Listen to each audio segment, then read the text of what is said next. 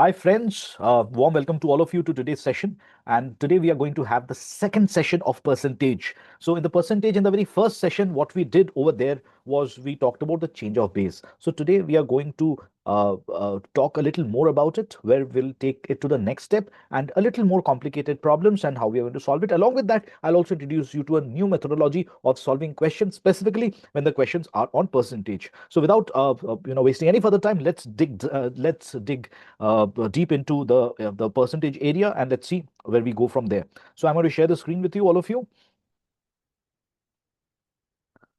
So as you can see, my friend, over here, I have written down certain numbers, and I believe these numbers are going to really help you a lot if you memorize these, that 1 by 1 is equal to 100%. You know that. Now, when it is a fraction, that is 1 by 2, it is otherwise equal to 50%. 1 by 3 is 33.33%. 1 by 4 is 25%. 1 by 5 is 20%. 1 by 6 is 16.66. 1 by 7 is 14.28. 1 by 8 is 12.5%. 1 by 9 is 11.11%. 1 by 10 is 10%. 1 by 11 is 9.09%. And 1 by 12 is 8.33%.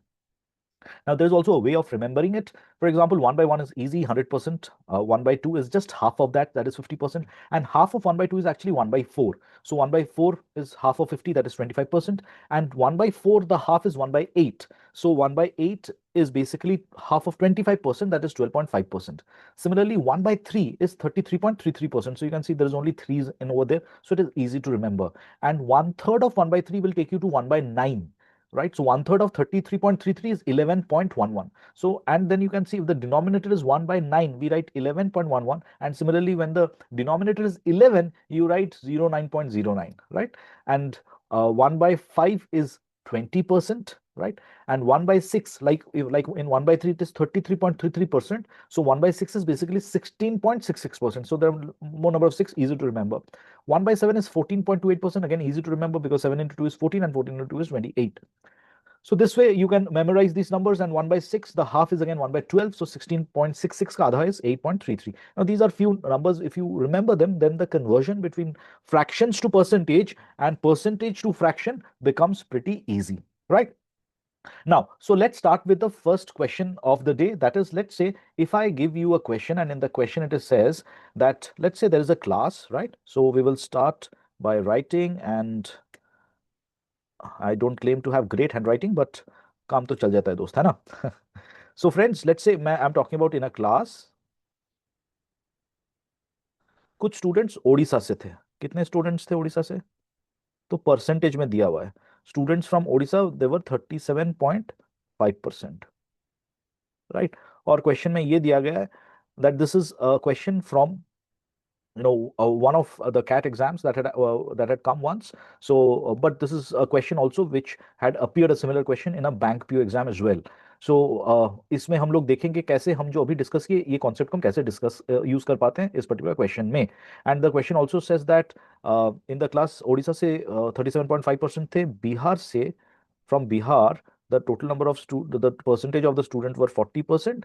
And the question also said that rest जो बच्चे बच गए थे, the rest were from, rest जो थे, they were from Andhra. And the question says अगर ऐसा दिया गया है, then find what is the minimum possible attendance of the class. और क्वेश्चन के एक ऑप्शन में ऑल्सो दिया हुआ था that data insufficient and answer not possible. So many student thought that data was insufficient and they had marked that over here the answer can not be achieved. But अगर आप देखोगे यहाँ पर very cleverly it has been said that एक class में ओडिशा से 37.5% था, right, and Bihar से 40% था. तो अगर ये परसेंटेज वाला आप फॉलो करोगे तो आपको ऑलरेडी पता है 37.5% क्या है. 37.5% जो है दिस पर्टिकुलर आप नंबर अगर देखोगे 37.5% को अगर हम लोग डेबिट कर सके तो मुझे ये दिखाई देता है as 50% minus 12.5%, right. Now what is 12.5%? यहां पर अगर आप डेटा में देखोगे मैंने जो लिखा हुआ है नंबर्स, इसमें 12.5% जो है that is 1/8. So 1/8 is 12.5%. And 50% अगर हम लोग 8 ही डिनोमिनेटर रखना चाहेंगे उसका, तो 8 का आधा क्या होता है? 4 होता है. सो 4/8 माइनस 1/8 कितना होता है ना? 3/8. सो फ्रैक्शन में अगर आप देखोगे 37.5% इज 3/8। Similarly what is 40%? 40% को हम बोल सकते हैं 20% प्लस 20%। नाउ एक 20% है आपका 1/5। तो 40% का मतलब अगर आप 40% के बारे में डिस्कस कर रहे हो, then 40% can easily mean 2/5, 1/5 plus 1/5, that is 2/5। Right, अगर दो 20% में आप देखोगे तो क्वेश्चन के हिसाब से प्लीज अंडरस्टैंड, क्वेश्चन के हिसाब से ये बोला जा रहा है दैट देखो भैया 3/8 ऑफ द टोटल स्टूडेंट्स, जो भी है टोटल स्टूडेंट्स, अगर हम लोग उसको टीम पकड़ लेते हैं, सो 3/8 ऑफ द टोटल स्टूडेंट्स कहां से थे? ओडिशा से थे। और क्वेश्चन के हिसाब से ये बोला गया दैट भैया 2/5 ऑफ द स्टूडेंट्स कहां से थे? 2/5 of the total student was were from Bihar. Of the total student कहां से थे? बिहार से थे। नाउ आप मुझे बताइए, आप मुझे बताइए, क्या आपका जो टोटल स्टूडेंट है, can it be a fraction? ऐसा हो सकता है कि आपका टोटल स्टूडेंट जो है वो फ्रैक्शन में आपका आंसर आए, या फिर जो उड़ीसा से जो स्टूडेंट है वो फ्रैक्शन में आए? आप बोलोगे कि सर 18.5 स्टूडेंट्स उड़ीसा से थे, 18 पूरा था और एक का सिर्फ सिर सिर था और पैर नहीं थे, तो ऐसा तो नहीं हो सकता ना। आपको पता है दैट उड़ीसा से जितने भी स्टूडेंट थे वो एक होल नंबर होना चाहिए, that has to be there. तो अगर इस ये नंबर को एक होल नंबर होना है उड़ीसा से, तो कैन आई से the total number of student को जैसे भी हो 8 में डिविजिबल होना पड़ेगा। तो 8 में डिविजिबल होने के लिए total number of students has to be a multiple of 8। Similarly Bihar से भी जो स्टूडेंट थे वो भी एक होल नंबर होना चाहिए, which means that total number of students जो है it should also be divisible by 5, which means total number of students जो है वो 5 का भी एक मल्टीपल होना चाहिए। तो 8 और 5 का सबसे छोटा मल्टीपल क्या है? सबसे छोटा मल्टीपल है their LCM, that is equal to 40। So 40 is the smallest number जो 8 को भी कैंसिल कर सकता है और 5 को भी कैंसिल कर सकता है। सो इसका मतलब इस क्लास में मिनिमम पॉसिबल अटेंडेंस 40 होना चाहिए था। कितने बच्चे ये नहीं पूछा, बोला कि मिनिमम कितने होने चाहिए थे, तो 40 तो होना चाहिए ही चाहिए, बिकॉज 40 से अगर आप कम देखोगे, सो इन दैट केस हर एक नंबर में आपका उड़ीसा या बिहार से कोई ना कोई एक फ्रैक्शन में आंसर आ जाएगा, which we can not have in this particular question, because the number of students from any of the states always has to be a whole number. So the answer to the question was 40। very tricky way में पूछा गया था। many students had attempted this question and they had written that data is not sufficient or none of the options that was given above। but इस question का answer निकलता है only if you know this percentage that we have just discussed right now। right, so friends, we will just move on to the next part। जैसे हमने discuss किया था, in the next part what we'll do is we will just take अगर आप देखोगे हम लोग जब बोल रहे थे बेस चेंज, तो बेस चेंज के हमने तो बहुत इजी क्वेश्चन डिस्कस किया था, बट लेट्स से एक क्वेश्चन में बोला गया है, लेट्स से सो क्वेश्चन में ऐसा बोला गया है, लेट्स से दैट ए जो है इज 20% मोर देन बी, और बी जो है इज 20% लेस देन सी। और क्वेश्चन में बोला गया then by what percentage is A less या फिर मोर देन सी। अब ये जो क्वेश्चन है, again it's a trick question. अगर आप देखोगे क्वेश्चन में बोला गया ए 20% बी से बड़ा है, बी 20% सी से छोटा है, so by what percentage is A less और मोर देन सी। नाउ उसमें एक ऑप्शन ये था that A and C they are same, और सारे students 90% of the students they marked A and C as same and they came out of the examination. Now ये भी एक ट्रिक क्वेश्चन है, this is also question from the competitive exam. यहाँ पर ए और सी same नहीं होगा। क्यों? अगर आपको चेंज ऑफ बेस समझ में आता है दैट ए जब 20% बी से जब ज्यादा है तो बी बेस है, लेकिन बी जब 20% छोटा होता है तब बेस हम चेंज कर दे रहे हैं सी को। तो अगर हम लोग एक ए बी और सी का बेस का एक टेबल बनाते हैं, फर्स्ट हम लोग इसको बेस मेथड में सॉल्व करने की कोशिश करते हैं। Let's see how we can solve this question. तो ए बी और सी, नाउ ए बी और सी में अगर आप देखोगे फर्स्ट केस में बी इज द बेस, तो बी को हम लोग 100 लेंगे because B is the base. And in the second case, sorry in the first case इसमें बोला गया ए इज 20% मोर, इसका मतलब ए का वैल्यू कितना हो जाता है? 120 हो जाता है। Similarly in the next stage क्या हो रहा है, आप देखोगे यहाँ पर बी इज 20% लेस देन सी, इसका मतलब अभी बेस आपको सी में चेंज करना पड़ेगा because the base is C and B is 20% less, इसका मतलब बी का वैल्यू कितना हो गया? बी का वैल्यू यहाँ पर हो गया 80 हो गया, 80 हो गया। सो क्लियरली बी के दो अलग अलग वैल्यूज आपको यहां पर नजर आ रहे हैं। नाउ लेट्स अंडरस्टैंड, बी जब 100 था, प्लीज अंडरस्टैंड, तो ए का वैल्यू कितना था? 120। तो बी अगर 100 है तो ए का वैल्यू अगर 120 है, तो यूनिटरी मेथड के हिसाब से अगर बी का वैल्यू मैं 1 लेता हूं तो कहना इससे ए का वैल्यू होना चाहिए 120 डिवाइडेड बाय 100, है ना?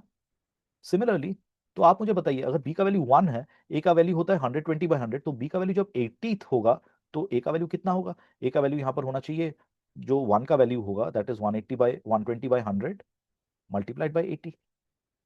राइट, तो इसको अगर आप सॉल्व करोगे, दिस पार्ट बिकम्स 120 और 80 के दोनों जीरो निकल जाएंगे नीचे, so you will get your answer as 12 into 8 that is equal to 96।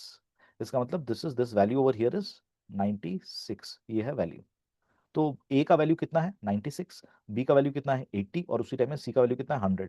तो अगर आप ए और सी का डिफरेंस देखोगे, ये 100 है तो ये 96 है, तो यहाँ पर the difference of A and friends clearly आपको यहाँ पता चल गया दैट ए का जो वैल्यू है दैट इज 96, राइट, और सी का वैल्यू कितना है 100। What is the difference? The difference is 4। इसका मतलब ये हो गया मेरे दोस्त दैट द डिफरेंस इज 4, और मेरा बेस अभी कौन है? My base is C. तो बेस अगर सी है 4 on 100 is what, otherwise equal to what? It is equal to 4%। So my answer is that A is 4% less than C. Got it? लेकिन यही क्वेश्चन अगर मैं कुछ क्वेश्चन में पूछा जाता by what percentage is C more और less than A, of course C is more by 4, लेकिन यहाँ पर आंसर 4% नहीं होता because 4 would have been calculated on 96, because base अगर एक चेंज हो जाएगा तो 4 will be calculated on 96, but यहाँ पर because base is C, so my answer over here is 4%। I hope I made my self clear. अभी इसी question को let's try and solve by the ratio proportion method. तो यहाँ पर मेरे पास तीन वैल्यू है that is A B and C, clearly A B and C, right. तो आप देखो यहाँ पर ए इज 20% मोर। नाउ 20% का मतलब क्या होता है? 20% का मतलब मेरे दोस्त होता है 1/5, ये हम डिस्कस कर चुके हैं। तो अगर 1/5 होता है तो यहाँ पर बेस कौन है? द बेस इज बी, तो बी को मैं लूंगा जो बेस 1/5 में है दैट इज 5। ए कितना है? मोर है। मोर का मतलब कितना मोर है? 1 मोर है। 1/5 में 1 जो ऊपर है जो न्यूमरेटर है दैट इज 1 मोर। तो 5 से एक बड़ा क्या होगा? 6 होगा। इसका मतलब ये है ए और बी का रेशियो दैट इज 6:5। अब अगर बी और सी का मुझे रेशियो देखना है, B is 20% less than C, again 20% का मतलब फिर से 1/5 होता है, लेकिन इस बार बेस कौन है? सी बेस है, बिकॉज 1/5 में 5 इज द बेस, तो अभी मैं सी को 5 बोलूंगा। तो बी कितना है ना? 1 लेस, 1/5 में 1 लेस है, लेस बोल रहा है, तो 5 से अगर 1 लेस हो जाएगा तो दिस बिकम्स 4। नाउ बी के दो वैल्यूज हैं, तो बी के दो वैल्यूज को अगर आप मल्टीप्लाई कर दोगे आपको मिलेगा 20। तो अगर 5 के साथ आपने 4 मल्टीप्लाई किया है तो 6 के साथ भी आपको 4 मल्टीप्लाई करना पड़ेगा, so this will become 24। Similarly अगर यहां पर आप देखोगे 4 के साथ 5 मल्टीप्लाई हुआ है टू गेट 20, तो इस 5 के साथ भी आपको 5 मल्टीप्लाई करना पड़ेगा टू गेट 25। तो क्लियरली ए और सी का जो डिफरेंस है कितना है? एक अगर 24 है दूसरा 25 है, तो डिफरेंस इज 1। तो मुझे क्या निकालना है? By what percentage is A less than C. तो नंबर में डिफरेंस कितना आ रहा है दोनों का इस रेशियो के हिसाब से? इस रेशियो के हिसाब से the number difference is 1। Base क्या है? 25, क्यों? बिकॉज देन सी पूछा गया है, मल्टीप्लाइड बाय 100%। सो आंसर कितना होगा ना? 4%, and this is your answer to the question, right? So as we go ahead, my friends, I'll be discussing more complicated questions on percentage, new concepts, new applications of percentage. Percentage के application में profit and loss भी आता है, percentage के application में you also get simple interest, you also get compound interest and so many other areas as well. So we are going to take each one of them, each concepts, everything in detail. Keep attending these sessions. Do subscribe to this particular channel, because my friend, I strongly believe that aptitude should not be the reason for any one of you to fail in your competitive exams. My name is Neil and I'm here to help you in overcoming your aptitude hurdles through building your foundations. And I also want to tell you that if you want personal attention, then हमारा जो WhatsApp group है, आप you're welcome to join our WhatsApp group and come with your doubts. And you can also be a part of a masterclass which I take over there, and I help students by taking personal care clear their aptitude competitive exams. Thank you very much. I'll see you in the next video or in the masterclass. Take care.